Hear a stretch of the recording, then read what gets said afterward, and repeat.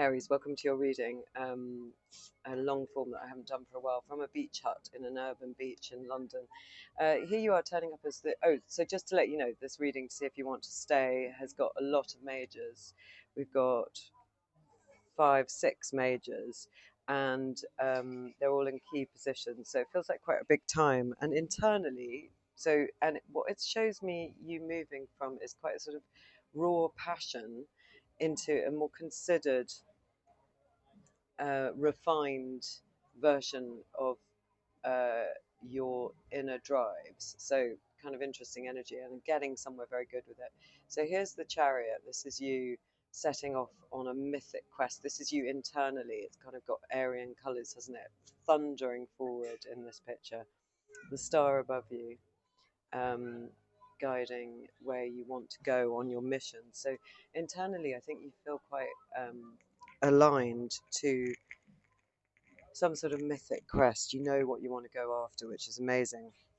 How that makes you act on the outside is interesting. We've got the Knight of Pentacles, the Ten of Cups, and the another major, the Wheel of Fortune. So that's 2 10s because that's a major 10.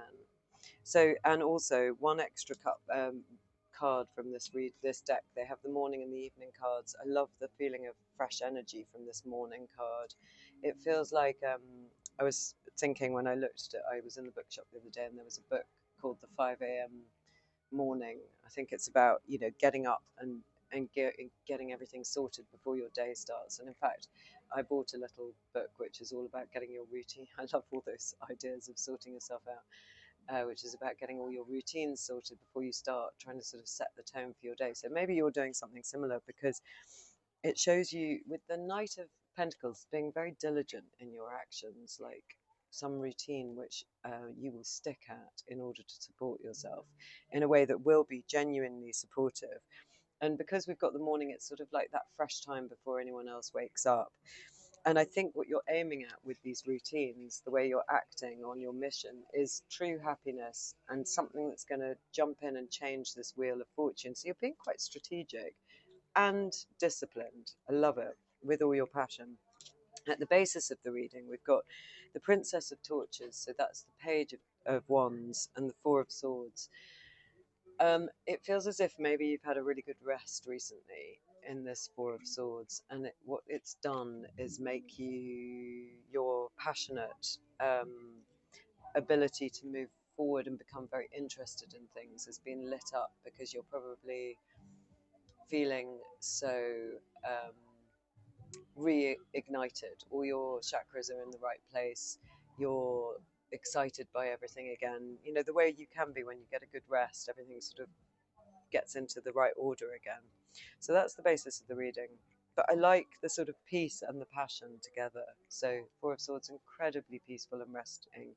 And then the Page of Wands, incredibly passionate, slightly overexcited by life. So it's a kind of interesting dynamic. And maybe this is what you're trying to tame in yourself or kind of pull together with all these kind of energies of the Knight of Pentacles, consistent action, morning action, thinking about how to actually sort of tame all that wild passion so you can make something of it.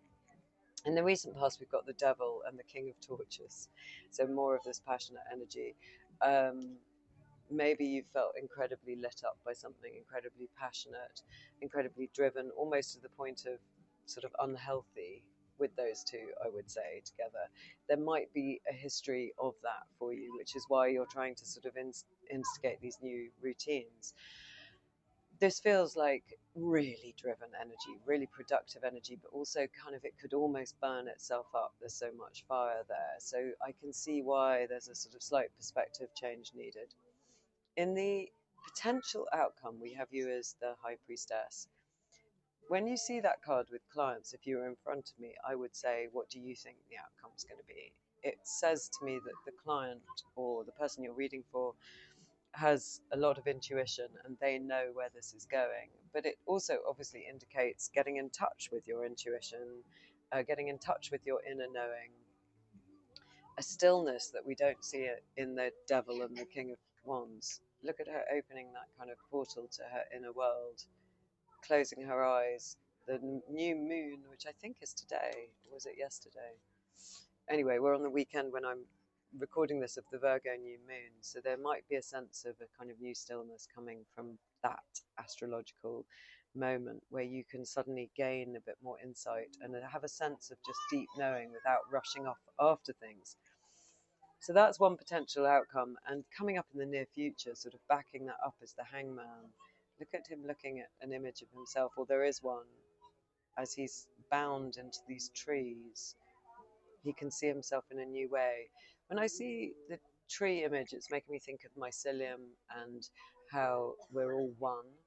And maybe that's something that the High Priestess is kind of indicating as well in your new perspective. And through your rest of the Four of Swords, maybe you're starting to realize how the individual ego is less and less interesting, actually. And what's more and more interesting is how we're one being. And both are important, but isn't it a little bit more important that we act as one?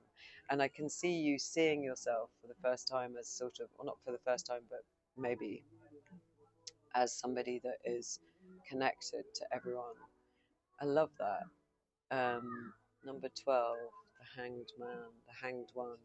So this is when you get the Hanged Man, you pay, because it's like Odin hanging from his tree, and a coin falls out of his pocket, and he hangs there for several days, and through that time he gains enlightenment. So you might feel in the near future that there's something you have to slightly pay for, that there's a cost. It won't be too steep, because what you're getting at the end of it is a new perspective, a beautiful, more calm, more collective perspective, I would say, that can kind of incorporate all your passions but start to see things from a group perspective. In your energy, in your attitude, we've got the Age of Torches. You want to communicate. This particular, normally it's one of the only cards that doesn't have any animal or human figure in the Rider-Waite, but here we have got it, that's in the Rider-Waite. So it's just 8 torches, all goal orientated, going towards the same thing. It's like aligned action, which we can see from your inner world. You really want to be on this mission.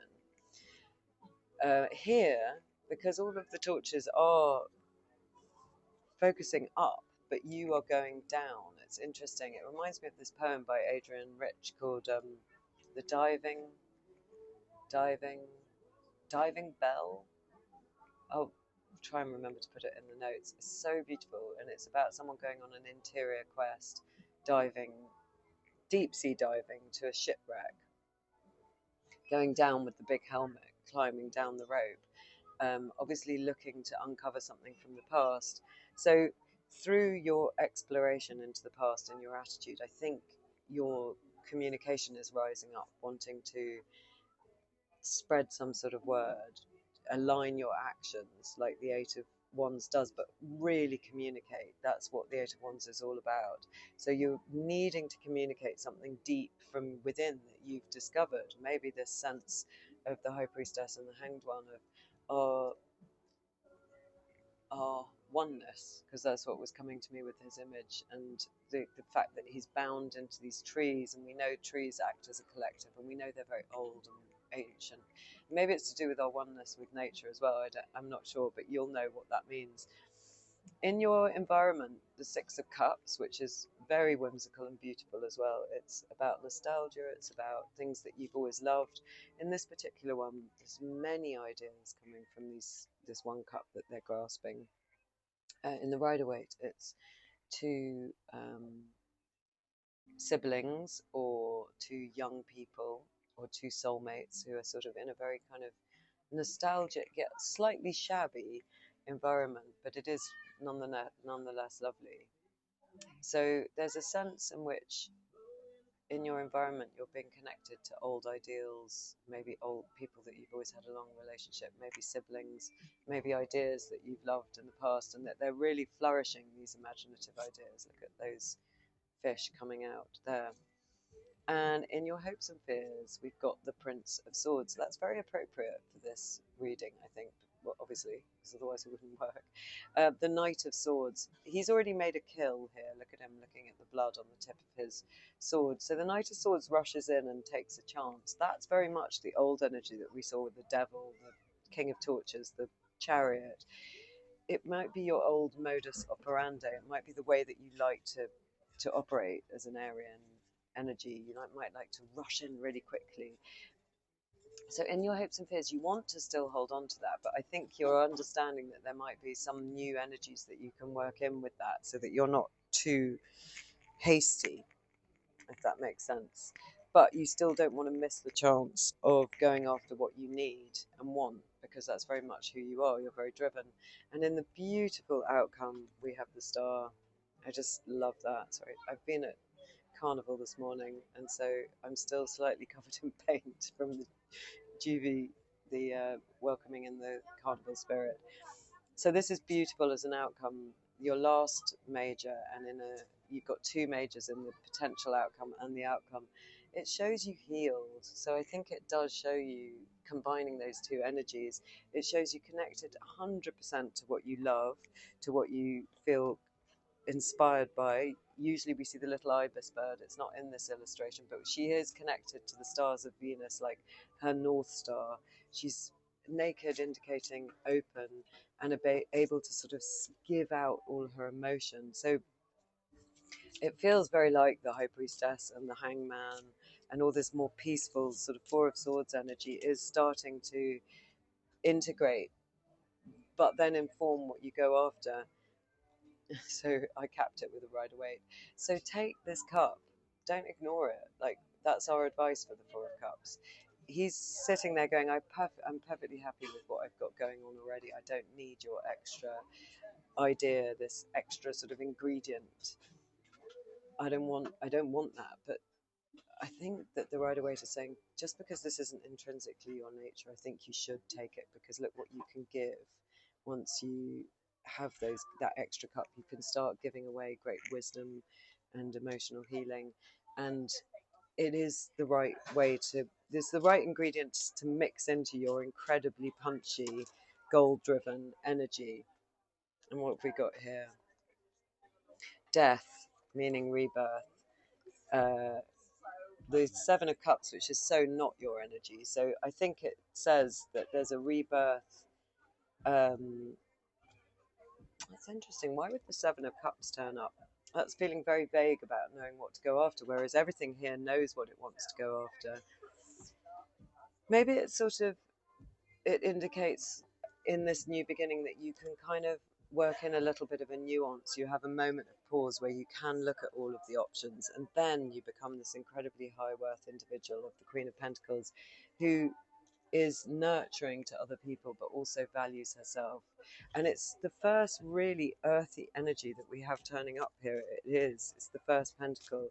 I think by kind of tempering your fire with some of this more wise energy, we get you into the world, we get you into a balanced state. This is amazing, all these majors. It's saying that you've got incredible drive, you've got incredible passions, you are a really forceful and amazingly dynamic, creative person. Now mix in, take this cup, like the fourth cup that's being offered to you in that Four of Cups. Take that next ingredient. Don't deny it just because you've got such a punchy mix already. Take in a bit of this perspective change, this wisdom of the High Priestess, this Hangman. Take in some of the peace. Take in some softer energies, some more nostalgic energies. Dive deep, like this Eight of Torches, to something really deep from your past, some deep knowing, some deep unconscious knowing, because when you do that, that's when the Pentacles, this high valued, incredibly well paid, incredibly bougie queen comes in. She's sort of valued and values everyone else, and it feels like you need that grounding energy, and that is when you become the world. That's when everything is in the right position of your world. So I hope that helps. See you again.